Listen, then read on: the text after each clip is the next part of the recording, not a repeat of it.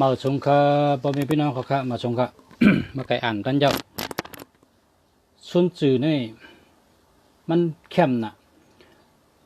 ซุนจือนี่เกิดเมื่อปานพระเป็นเจ้าปุ่นนะเกิดเมื่อปานพระเป็นเจ้ากำเดียวมันป่นมา2 แห่งปีปลายค่ะซุนจือนี่มันเป็นข้อความอันดีเต้ข้าเฮพี่น้องแต่ฮู้กูก็ต้องข้อความมันเจ้าอันเจ้าสั่งสอนบรรลูกหลานๆนี่เข้มนะครับคนเมืองเขตนี่เป็นเฮงล้านนี่เปิ้นนับถือค่ะเปิ้นนับถือเต้ว่าซุนจือนี่ก็เปิดว่าความสอนมันเจ้าในเข้มน่ะสอนให้นาเฮิรนดีสอนให้ไปอยู่หลีสอนให้ไปลักแหลมกูเมียวในเข้มน่ะกำในเขาได้เอาข้อความอันมันเจ้าสั่งสอน21ข้อมาฮ้อนี่พ่อแม่พี่น้องเขา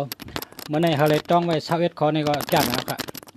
ด้วยก็เพราะว่าเขาฮู้แทงน้ำนี่ก็มันมีน้ำหนักข่าวแทงหางก้อยเขาก็เดินใน YouTube ก็เลยป้อมนั้นก็อ่านปั๊บเนี่ยปั๊บมันก็มีขายมันเข้มนะครับซุนจือเนี่ยเป็นชื่อก้นเขาเป็นก้นเขในเมืองเขก็ความสั่งสอนเจ้าในเข้มน่ะความสอนเจ้าเข้มน่ะเขาก็ทำตาเสทำให้ก็คุกจะไล่พี่น้องใต้เขาพี่น้องใต้เขาฮู้มันเข้มนะครับคำสอนมันเนี่ยเขาได้เอามา21ข้อมาฮ้อนี่ความสอนลูกสอนหลาน21ข้อของเจ้าซุนจือครับ ข้อที่1ในเฮามีเมตตาตะลาข้อที่1ในให้มีเมตตาตะลาเฮาฮักตัวใจเจ้าเก่าเฮาฮักตัวใจเปิ้นเฮาหมอป่องเจอเปิ้นก็มีเจอเฮาก็มีเจอกวนอยู่โฮมกำผาอันเดียวกันเฮามีเจอเมตตาตะลาเพ่งเป้งและรู้กันจอยเลยกันป่องเจอเนอกันนะเมตตาตะลาข้อที่1ให้มีข้อที่1ให้มีใจเมตตาตะลาข้อที่2อย่าไปว่นว่าจองเปิ้นนับถือเฮาหือนะอย่าไปว่นเฮาเจ้าเก่าขึ้นตุ้ยตัวเจ้าเก่าถามตัวเจ้าเก่าว่าเจ้าเก่าในลีกาหือกึ่งลีนับถืออยู่5กึ่งลีนับยำอยู่5อาจ้างเจ้าเก่าจองลีลายเฮ็ดลายช่างเจ้าเก่าจองลีนำกัดเจ้าเก่าจองมีตั้งลักแหลมเจ้าเก่ามีกะหือเจ้าเก่าเฮ็ดการปุนตาอาโจก้นตั้งนำกะหือเย้าเจ้าเก่าเฮ็ดการเจอคือเจ้าเก่ากะหือเจอมงก็มงแป้งเจอแมงก็แมงหักอันว่านั่นแหลนเปิ้นนะเหมือนหนังบ้านแหลนไต้นั่นหลีกจากไต้เป้กินไต้แหลนไต้เงินคำและอำนาจนั่นป้อไหลมาเลยการแหลนเปิ้นเป้กินเปิ้นใช้ไหลมานั่นมันเหมือนหนองหมอกกุมก้อยค่ะมันเหมือนหนองหมอกกุมก้อยนะเขาก็เย้าเพราะว่าเงินคำและอำนาจอย่าทู่นั่นไหลมาแปดแดนเปิ้นใช้ไหลมานิกจักเปิ้นใช้ไหลมา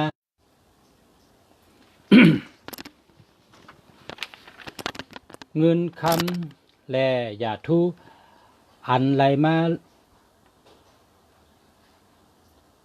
แดนเปิ้นใช้ไหลมาหลอกเปิ้นแหลนเปิ้นแปดเปิ้นเป้กินเปิ้นสวนเปิ้นใส่ไรมาเงินคำอย่าทู่เจ้านั่นเพราะอะไรมาอ่ำตะลาก็เหมือนหนังหมอกกลุ่มก็หมอกกลุ่มหมอกผ้านะหมอกกลุ่ม ในอ่ำดีเฮ็ดก่อนละเนี่ยว่าข้อที่5ก้นหลีอันว่านั่นหมอล้อมมอลูล้อมลุ่มลาเจอคือเจ้าเก่าและนา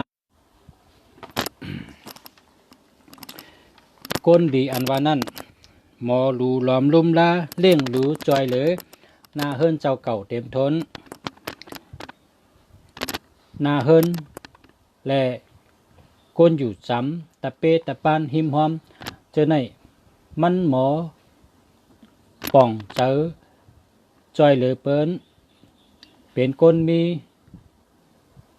ลองเย็นเง่หมอลาดหมอจ๋าหมอจอยแถมเปิ้นหมออุบเปิ้นหมอให้ก่อเปิ้นกูแช่นกูก็กูยิงกูใจนั่นแล้วข้อที่6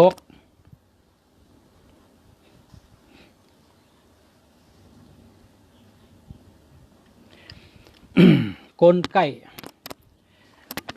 ก่อันว่านั้นไก่อยู่ตาเสกูขิงกูยำอ่ำต้อนค้างว่าเฮ่อนาหยาบนาอ่ำเป็นไรอ่ำต้อนค้างเสปอกนั่นจังเป็นคนเดียวพอมีนาการก็อย่าไปค้างว่าการในหยาบนาเฮ่อนาหยาบนาเมื่อไรก็เฮ็ดในอยู่ตาเสตกตาเขาเฮ็ดเฮาทำไรเฮ็ดเนี่ยพอค้างเนี่ยมันใจคนดีมันโหลไรค้างนะโหลไรกลมโหเฮ็ดกะพอกลมโหเฮ็ดกะวันหนึ่งมาก็ติป่นลองอันเฮ็ดนั่นอยู่ข้อที่7ตีเยิงอ่านโดมีกูก็ตีเยิงอ่านอันว่านั่นแต่ใดมันกึมเฮาเตเฮ็ดสังเฮาเตใครเฮ็ดสังใครเป็นสังเฮาหรือมีตีเยิงอ่านเพราะว่าตีเยิงอ่านเฮามันกึมในเฮาตื่นเตไรอ่องตื่นเตไรเป็นอ่ำห้างโกนในป้ออ่ำมีตีเยิงอ่านป้ออ่ำมีตังเยิงอ่านมันกึมป้อไหนเหมือนหนังเปลือกไม้อันลองกว่าจำเหนือน้ำนั่นก้อยไหนเย้า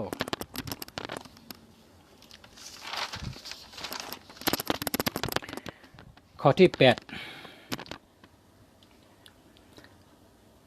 โลมีเจออันนากันเฮาเป็นก้นเหมือนกัน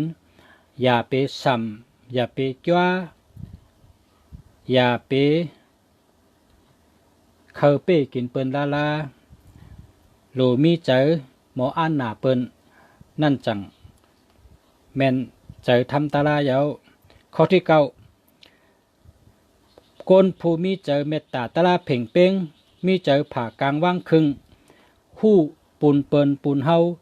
หู้ลองเปิ้นลองเฮาเปิ้นก็อ่ำนาเฮาก็อ่ำนาเปิ้นก็สะเฮาก็สะไล่หลีทั้งสองฝ่ายนั่นจังห้องว่าเจอผ่ากลางว่างครึ่งเมตตาตาลาในเย้าข้อที่10โลเฮ็ดเธอโตลีหัก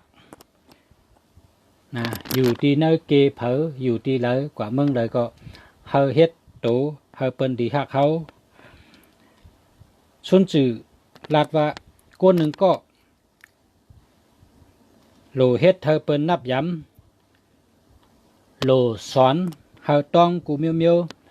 สอนปิญญาลองเลยก็หลีสอนเฮาต้องป้อมไปต้องในวาติกโลเลยเฮาต้องกูลองโหลเลยสอนต้อง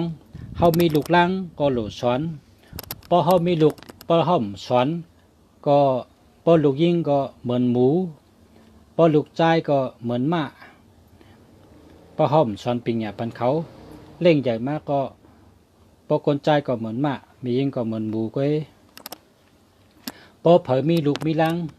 เฮาสอนลิกปันเฮาเขาหมอลิกเฮาเขาฮู้ลิกจังก้อยปึงไหล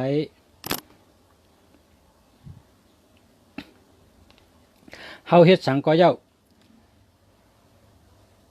การสังก็เย้าเฮาเย้าเฮาโตเป็นเมียวเฮาเป็นก้นมีป้ายเจอว่นกวางหันไก่ตัวยาวข้าวยาวจังก้อยถูกแม่น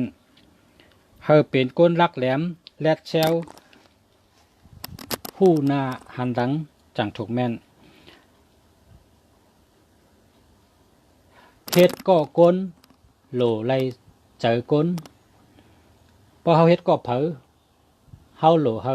เจอเขามาเป็นเจอเขาป่องเจอเนื้อเฮาและไล่เจอเขาเฮาโหลลัดกามอันดีตาเสโหลลัดกามปิยาวาจาชบหลีกามหวาน หมอลัดหมอขันหมอลัดหมอจ๋ากูตีก้นกูแซนจังถูกแม่นข้อที่12ก้นอันเงอเหลือเปิ้นนะก้นอันเงอเหลือเปิ้นเปลี่ยนก้นอันลาให้ลาก้นอยู่จำกันลาก้นเฮิรนเหลวกันลาก้นหิมหอม